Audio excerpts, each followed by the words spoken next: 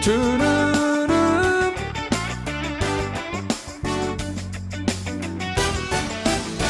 Estoy siguiendo a Jesucristo. De este camino yo no desisto. Estoy siguiendo a Jesucristo. Atrás no vuelvo, no volveré, no volveré, no volveré. Vamos a aplaudir al Señor Jesús. Estamos aquí en la presencia de Dios y vamos a tener un culto maravilloso. Puede estar seguro de que Dios va a actuar poderosamente en nuestra vida. Usted vino, bienvenido sea en el nombre de Jesús, y usted que está en casa también sea bienvenido a este programa que está llegando a su casa. ¿Y qué vamos a hablar aquí? De la palabra de Dios que le trae paz a nuestro corazón, que nos da poder, nos da fe, y en ella nosotros nos realizamos, en ella obtenemos la fe, nos da la iluminación que nos hace ver las cosas malas y evitarlas, nos da la prudencia necesaria para ver las cosas buenas y apropiarnos de la bendición. ¿Qué es lo que Dios quiere para nosotros? Abra el Salmo 143 y vamos a ver qué es lo que tiene este Salmo para decirnos. El Salmo 143, el rey David está haciendo una oración para estar libre de sus enemigos. Es muy importante aprender con estos hombres que anduvieron tan cerca de Dios. Y David fue el único de quien Dios dijo: he hallado a David, hijo de Isaí, varón conforme a mi corazón. Tal vez si Dios no hubiera dicho hijo de Isaí, dirían no, está hablando de Jesús porque David simbolizaba a Jesús. No, es el hijo de Isaí. Y Dios quiere verlo a usted como una persona conforme su corazón. Ah, doctor Suárez, eso es imposible, porque ya hay personas predestinadas. Sí, están predestinadas, todas ellas para practicar la palabra de Dios. Quien practica alcanza esa categoría.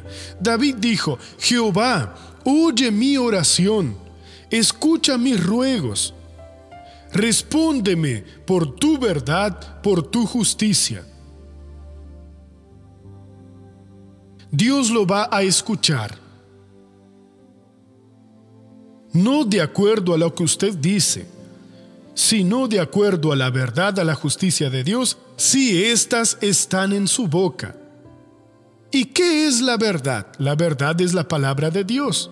Entonces Dios escucha nuestra oración cuando nosotros las hacemos sobre aquello que la palabra de Dios revela. Usar otro argumento, aunque parezca necesario, lógico y correcto, puede cortarlo, no tiene ningún valor. Jesús dijo: no recibo la gloria de los hombres, testimonio de hombre. Para que la oración llegue a Dios tiene que ser de acuerdo a la verdad. Pero ¿cómo, doctor?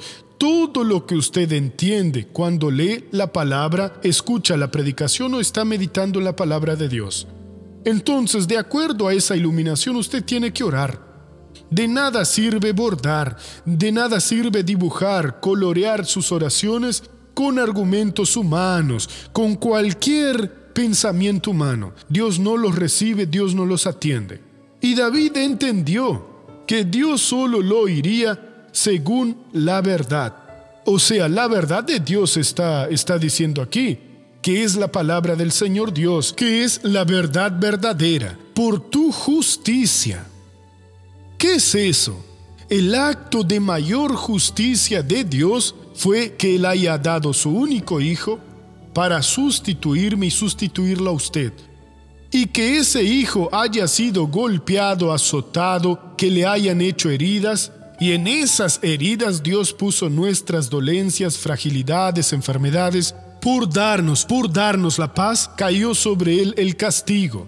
Entonces, cuando oramos con base en lo que fue hecho para nosotros por el Señor Jesús, el Señor Dios escucha nuestra oración. David estaba profetizando eso y pidiendo 1000 años antes de que Jesús haya realizado la obra en el Calvario. Y en el versículo 2, él dice lo siguiente: no entres en juicio con tu siervo. Es algo serio. Aquel día él no podía entrar en el juicio con David, porque David sería condenado, porque Jesús aún no había derramado su sangre. Es la sangre de Jesús que nos lava de todo pecado, que nos da condiciones de estar ante el Padre y hablar con la propia justicia de Dios. Eso está en 2 a los Corintios 5:21. Nosotros somos la justicia de Dios. Entonces, si Dios entrara en juicio con David en aquel momento, David sería condenado. No deje de estar cubierto por la sangre de Jesús. Estando cubierto por la sangre de Jesús, Dios puede entrar en juicio con usted, porque sus pecados estarán cubiertos y lavados por la sangre de Jesús. Usted será inocente y no será condenado. Aquí David tuvo que pedir: no entres en juicio con tu siervo. Él sabía que no estaba preparado, y si usted sabe que no está preparado, no pida que Dios lo juzgue. Primero ore, busque a Dios, abra su corazón, confiese. Cuando usted sienta que la pared de separación cayó, que el amor de Dios lo envolvió, que sus pecados fueron perdonados y que está bien espiritualmente, aún así confíe en la misericordia, en la gracia del Señor, confíe en el amor de Dios, confíe en la benignidad del Señor, para que entonces usted sea aprobado. No entres en juicio con tu siervo, porque no se justificará delante de ti ningún ser humano. Pero después de la muerte de Jesús, todos nosotros estamos capacitados para estar ante Dios. El versículo 3 es muy importante. El enemigo ha perseguido mi alma, ha postrado en tierra mi vida, me ha hecho habitar en tinieblas como los que han muerto. El otro lado es verdadero. Aquí el enemigo había perseguido su alma, y nosotros podemos cantar así: ahora tú puedes juzgarme en Cristo, porque el Señor encontró mi alma, diciendo justamente lo contrario. El Señor me levantó del suelo.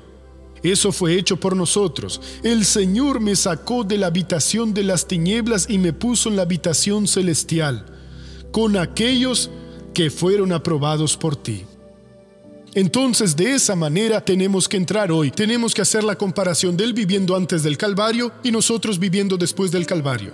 Hoy es grande nuestra posición. Si usted vino aquí con el corazón en las manos, preocupado: doctor, estoy en la peor etapa de mi vida, el diablo me ha tentado mucho. Hermano, levántese hoy. Mire hacia el autor y consumador de su fe.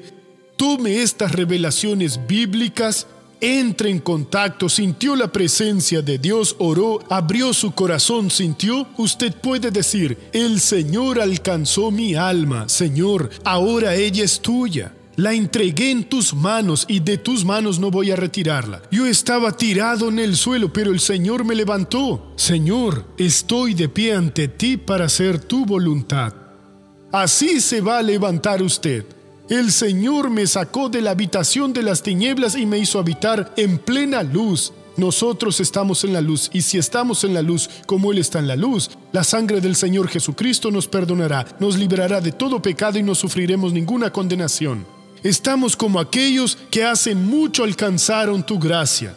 No hay diferencia entre nosotros. Vamos a pensar positivamente. Hoy es día de comunión y vamos a salir de aquí hoy para vencer en el nombre del Señor Jesús. Hoy es día de abastecerse y de recibir la gracia divina. ¿Cuáles son sus problemas? ¿Qué es lo que lo ha perturbado? ¿Qué es lo que el enemigo ha tratado de hacer en su vida? Levántese. Dios tiene muchas cosas buenas para hacer en su vida. Veamos el versículo 4 aquí. Mi espíritu se angustió dentro de mí. Está desolado mi corazón. No haga esta oración. Esto es antes de Jesús en el Calvario. Usted ora al contrario. Porque mi espíritu se alegra dentro de mí. Porque nosotros tenemos hoy esa condición. La alegría del Señor es nuestra fuerza. Y mi corazón está bastante contento. No está desolado, no. Encontró al Salvador y encontró al Redentor. Hay personas que no prestan atención y se quedan diciendo las mismas cosas. Y están mintiendo porque Dios no hizo eso con nosotros. Nosotros después del Calvario aceptamos a Jesús y somos la familia de Dios, somos el pueblo de Dios. Y Él siempre nos conduce en triunfo para que hagamos su voluntad. Ahora vamos a ver aquí el versículo 5. Me acordé de los días antiguos. Meditaba en todas tus obras, reflexionaba en las obras de tus manos. Entonces tenemos que recordar de los días antiguos, principalmente desde el Calvario hasta aquí. Antes del Calvario el hombre estaba en una situación difícil y Dios se estaba preparando para hacer la obra en el Calvario. Esa fue la mayor tragedia de la nación israelita. Ellos no entendieron que Jehová, que había hecho alianza con Abraham, su mayor ancestro, había venido personalmente a visitarlos. Y ellos entonces rechazaron la gran bendición. Jesús era el Señor que se le apareció a Abraham. Sal de tu tierra, deja tu parentela para la tierra que te mostraré. Jesús es el ángel que se le apareció a Gedeón. Ve, hombre valiente, con tu fuerza a librar Israel por intermedio de mí. Jesús era aquel que respondía a las oraciones de David. Jesús fue el que bajó allí a la hoguera y anduvo con Sadrach, Mesach y Abednego en medio al fuego y no dejó que se quemaran. ¿Quién le cerró la boca al león? Hermano, Jesús los estaba visitando a ellos personalmente y ellos no lo entendieron. Y hay cristianos hoy que no entienden qué es lo que están haciendo en el Evangelio. Están viviendo en el pasado. Ah, Dios, me acuerdo de los días antiguos. La situación es difícil. Me acuerdo del Calvario, Dios, cuando tú pusiste a tu Hijo allí para que muriera en mi lugar. Cuando derramó su sangre a mi favor. Cuando Él me sustituyó. Ahora tu fuerza está conmigo, tu victoria está conmigo y yo voy a vencer en el nombre del Señor Jesús. La victoria es mía hoy. Ore positivamente y usted va a salir de aquí una bendición en el nombre de Cristo. Dios no lo trajo a usted aquí para avergonzarlo, para resfregar su cara por el lodo. Tú eres un deshonrado y no sirves. No. Dios lo va a alabar, le va a poner el anillo de la familia de autoridad, le dará ropas nuevas, nuevos calzados y le dará dignidad y hará una fiesta porque usted está volviendo a Él. Gloria a Dios. Amén, Jesús. Vamos a la novela de la vida real.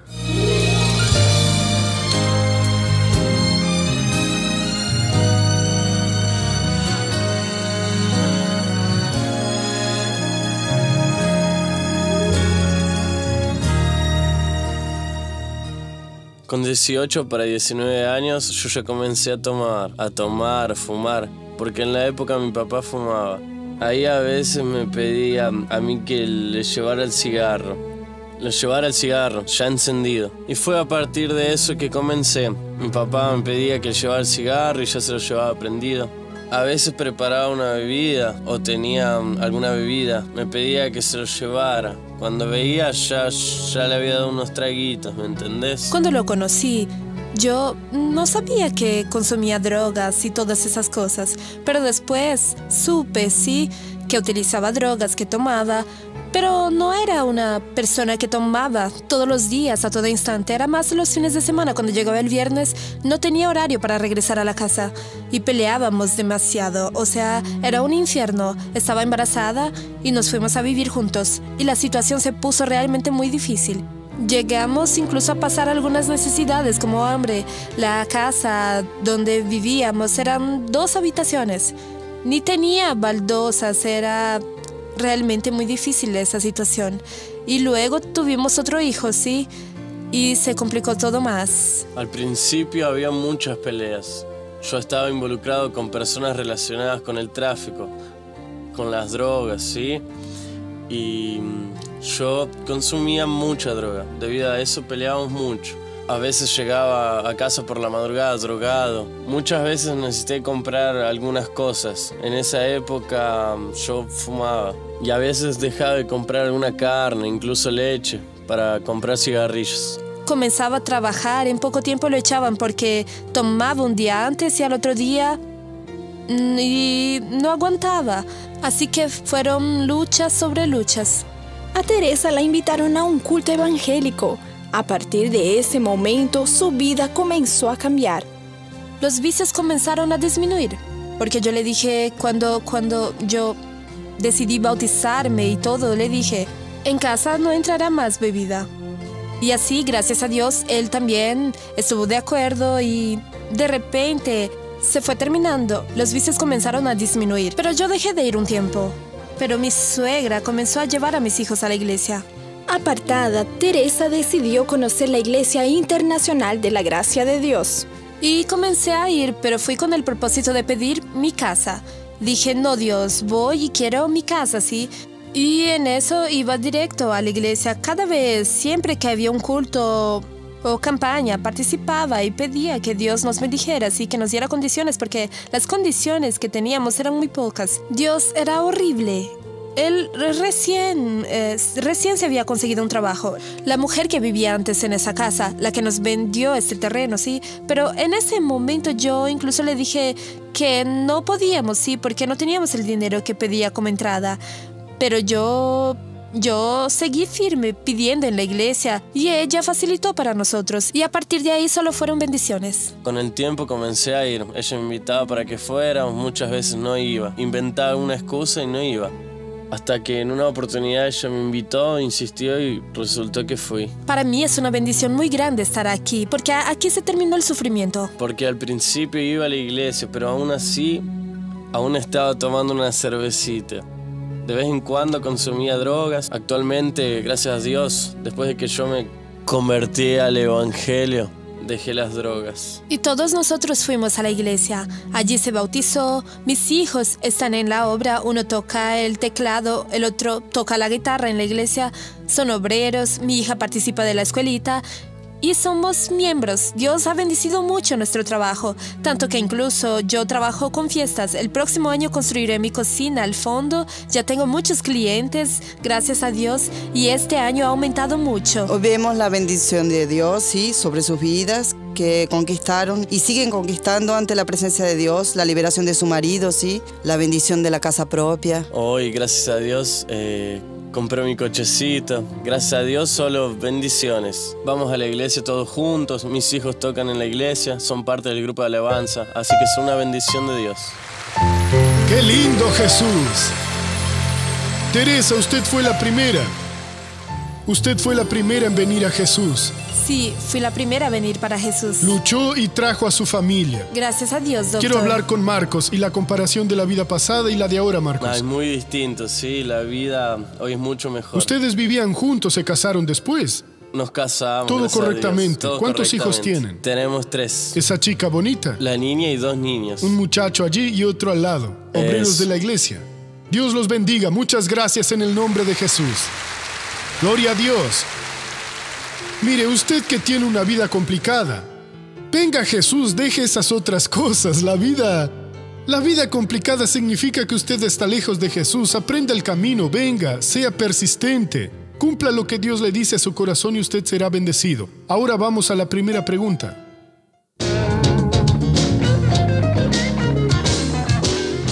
Doctor, Caín y Abel ya habían nacido antes de que expulsaran a Adán y Eva del jardín del Edén. ¡Qué hermano tan curioso!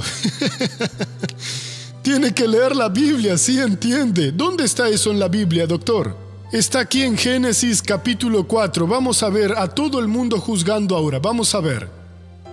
Vamos a leer el versículo anterior al capítulo 4, el último para que puedan entender. Después que ocurrió el pecado. Génesis 3:24 dice así: Echó pues fuera al hombre, y puso querubines al oriente del huerto de Edén, y una espada encendida que se revolvía por todos lados para guardar el camino del árbol de la vida. Capítulo 4. Conoció Adán a su mujer Eva, la cual concibió y dio a luz a Caín. Por voluntad de Jehová he adquirido un varón. ¿Ya habían nacido cuando los expulsó del Edén? No. Después de expulsados, Dios puso la protección. Fue entonces cuando se conocieron como marido y mujer, y vino Caín, después vino Abel, después vino Set, y un grupo tremendo de grande. Segunda pregunta. Doctor, ¿por qué hay personas que tardan en afirmarse en la fe? Yo creo que casi todo el mundo le lleva un tiempo. Jesús habló de las semillas al borde del camino, son los que la reciben con alegría, pero dentro de poquito desaparecen. Hay gente que ya consiguió lo que quería y pobre de él, y dejó a Jesús a un lado. Hay gente que tarda un poquito más de tiempo, va comiendo la palabra, y después que decide nunca más la abandona. Yo le di mi vida a Jesús, a los 6 años fui a la iglesia y a partir de entonces serví a Dios toda la vida. O sea, entonces cada persona es diferente. Vamos a orar por quienes no están firmes aún. Voy a bendecir a quien está en casa ahora y después voy a orar con usted. Padre, en el nombre de Jesús, clamo a ti ahora la bendición de los altos cielos. Clamo, Dios mío, por ayuda celestial. Padre mío, hay una persona que siente dolor en la cabeza, en la parte de atrás, que parece que un bicho está andando allí. Padre, toca a esa persona y cúrala completamente.